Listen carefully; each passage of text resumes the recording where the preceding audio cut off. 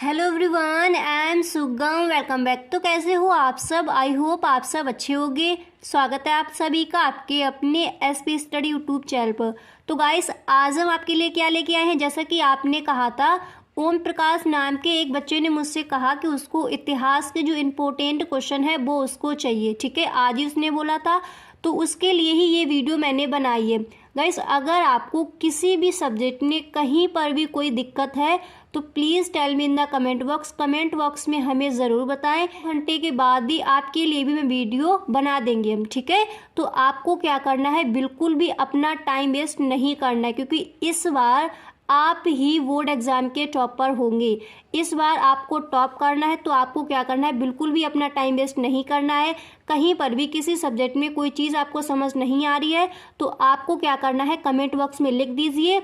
2 घंटे या फिर 3 घंटे के बाद हम उसका सॉल्यूशन आपको दे देंगे। ठीक है, कोई भी बच्चा मुझसे किसी भी सब्जेक्ट में किसी भी प्रकार का कोई भी क्वेश्चन आस्क करता है तो उसके लिए मैं पर्सनल एक वीडियो 100% बनाती हूँ, वो आपको भी पता है। ठीक है, तो आपको क्या करना है, किसी भी सब्जेक्ट में कहीं पर भी कोई दिक्कत है तो आप हमें कमेंट बॉक्स में ज़रूर बताएं।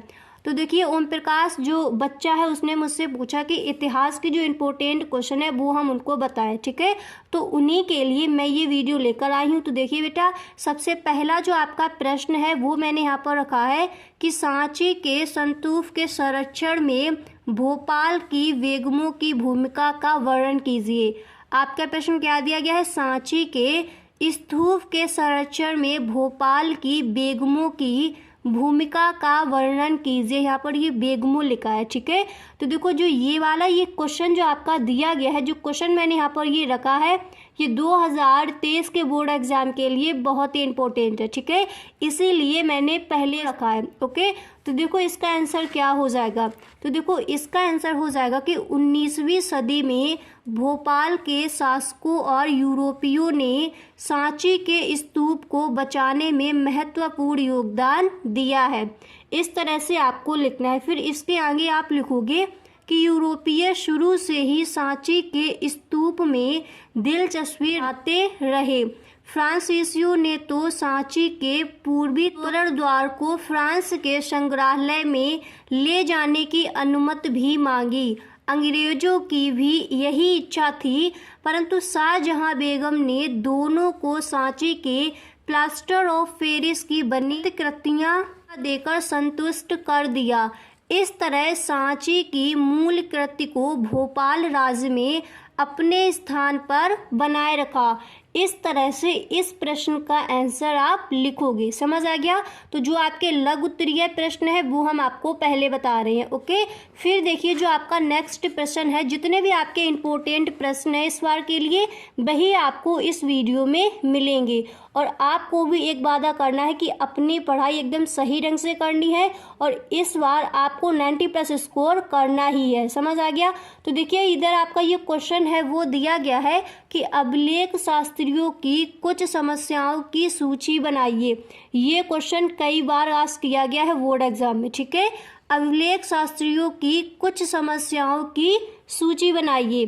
तो इसका आंसर आप इस तरह से दोगे कि अभिलेख शास्त्रियों की प्रमुख समस्याएं निम्नलिखित थी। पहले आपको ये लाइन लिख देनी है। ठीक है, फिर आपको लिखना है उन्हें अभिलेखों की लिपियों को पढ़ने में कठिनाई आती थी, क्योंकि जिन युगों के भी अभिलेख होती है उनके समकालीन अभिलेखों पर कहीं भी उस लिपि का प्रयोग नहीं हुआ होता है। ठीक है, फिर आप लिखोगे उदाहरण के लिए इतना। देखो ये आपको ब्लैक पेन से लिख देना है। उदाहरण के लिए आप ब्लैक पेन से लिखोगे, फिर इसके नीचे आप लिख दोगे हड़प्पा सभ्यता की मोहरों और अन्य वस्तुओं पर दिए गए लेखों को अभी तक नहीं पढ़ा जा सका। ये आपको उदाहरण में लिख देना है। समझ आ गया? फिर देखिए नीचे आपको लिखना होगा कि अभिलेख पत्थर अथवा धातु जैसी अपेक्षाकृत कठोर सतहों पर कीड़ किए गए पाठन सामग्री को कहते हैं। प्राचीन काल से इसका उपयोग हो रहा है। इस तरह से इस प्रश्न का आप आंसर दोगे कि अभिलेख शास्त्रियों की कुछ समस्याएं हैं उनकी सूची बनाइए। तो इस प्रश्न का आंसर आपको इस तरह से लिखना है। अब देखिए जो आपका नेक्स्ट प्रश्न है वो यहाँ पर दिया गया है। देखिए आपका जो नेक्स्ट प्रश्न है वो मैंने यहाँ पर रखा है कि विजयनगर जल आवश्यकताओं को किस प्रकार पूरा किया जाता था। विजयनगर जल आवश्यकताओं को किस प्रकार पूरा किया जाता था। तो इसका आंसर आप इस तरह से लिखोगे कि विजयनगर की जल आवश्यकताओं को मुख्य रूप में तुंगभद्रा नदी से निकलने वाली धाराओं पर बनाकर पूरा किया जाता था। ठीक है, फिर इसके आगे आप लिखोगे कि बांधों से विभिन्न आकार के हौजों का निर्माण किया जाता था। इस हौज के पानी से न केवल आसपास के खेतों को सींचा जा सकता था बल्कि इसे एक नहर के माध्यम से, ठीक है, इसे एक नहर के माध्यम से राजधानी तक भी ले जाया जा सकता था, यानी ले जाया जाता था। ओके, फिर इसके आगे आपको थोड़ा ये और लिख देना है कि विजयनगर की जल आवश्यकताओं को पूरा करने के लिए जिन विधियों का इस्तेमाल किया गया था वे तुंगभद्रा नदी से संबंधित थी। ठीक है, ये आपको और लिख देना है। इसके लिए प्राकृतिक बेसिन टैंक और जल भंडारण तकनीकी को प्रभावी ढंग से नियोजित किया गया था। इसका आंसर आप इस तरह से दोगे। समझ आ गया।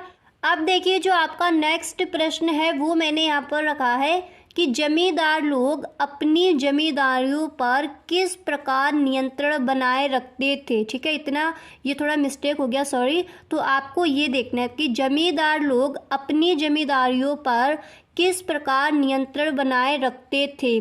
तो ये प्रश्न कई बार पूछा गया है। ठीक है, तो इसका आंसर आप इस तरह से लिखोगे कि जमींदार अपनी जमींदारियों के कुछ भाग परिवार की महिलाओं के नाम कर देते थे, क्योंकि कंपनी की नीति में महिलाओं की संपत्ति न छीनने का प्रावधान था। ऐसा करने से भी जमींदार अपनी जमींदारी पर किसी अन्य व्यक्ति का कब्जा सरलतापूर्वक नहीं होने देते थे। ठीक है, फिर आपको नेक्स्ट चीज़ यहाँ पर लिखनी है कि जमींदार जमींदारी पर अपना नियंत्रण बनाए रखने के लिए फर्जी बिक्री का सहारा लेते थे। फर्जी बिक्री के कारण जमींदारी को बार बार बेचना पड़ता था। ठीक है, इतना आपको लिख देना है इस प्रश्न के अंदर, सॉरी इस उत्तर के अंदर। अब देखिए जो आपका नेक्स्ट प्रश्न है वो मैंने यहाँ पर लिया है। ये तो कई बार पूछा गया है, आप पेपर उठा के देखना, ये प्रश्न कई बार पूछा गया है बोर्ड एग्जाम में। ठीक है, कि संविधान सभा के सामने पेश किए गए उद्देश्य प्रस्ताव में किन आदर्शों पर जोर दिया गया था। प्रश्न आपका यहाँ पर क्या दिया गया है कि संविधान सभा के सामने पेश किए गए उद्देश्य प्रस्ताव में किन आदर्शों पर जोर दिया गया था। तो इसका आंसर आप इस तरह से लिखोगे कि पंडित जवाहरलाल नेहरू द्वारा संविधान सभा की पहली बैठक में उद्देश्य प्रस्ताव प्रस्तुत किया गया था। और फिर इसके आगे आप लिखोगे कि इस उद्देश्य प्रस्ताव में मुख्य रूप से निम्नलिखित बातें शामिल थीं। और फिर इसके आगे आप लिखोगे कि अल्पसंख्यक वर्गों, पिछड़ी जातियों, जनजातियों, दलित तथा अन्य पिछड़े वर्गों के हितों की सुरक्षा की सुनिश्चित व्यवस्था की जाएगी। भारतीय गणतंत्र की भौगोलिक अखंडता तथा इसके भूभाग, समुद्र तथा वायुमंडल क्षेत्र पर इसकी प्रभुसत्ता की रक्षा नियोजित तथा सभ्य राष्ट्रों के कानूनों के अनुसार की जाएगी। ओके, फिर इसके आगे आप लिखोगे यह राज्य विश्व शांति तथा मानव मात्र के कल्याण की उन्नति में अपना संपूर्ण तथा स्वैच्छिक योगदान करेगा। इस तरह से उस प्रश्न का आंसर आप लिखोगे। ओके, फिर देखिए जो आपका नेक्स्ट प्रश्न है वो मैंने यहाँ पर लिया है कि स्तूप क्यों और किस प्रकार बनाए जाते हैं। स्तूप क्यों और किस प्रकार बनाए जाते हैं। तो इसका आंसर आप इस तरह से दोगे कि स्तूप का शाब्दिक अर्थ टीला है। स्तूप का मतलब क्या होता है, टीला। ठीक है, ऐसे टीले जिनमें महात्मा बुद्ध के अवशेषों जैसे उनकी अस्थियां, दांत, नाखून इत्यादि या उनके द्वारा प्रयोग हुए सामान को गाड़ दिया जाता था, बौद्ध स्तूप कहलाए। ठीक है, उन्हीं को हम बौद्ध स्तूप कहते थे। ये बौद्धों के लिए पवित्र स्थल थे।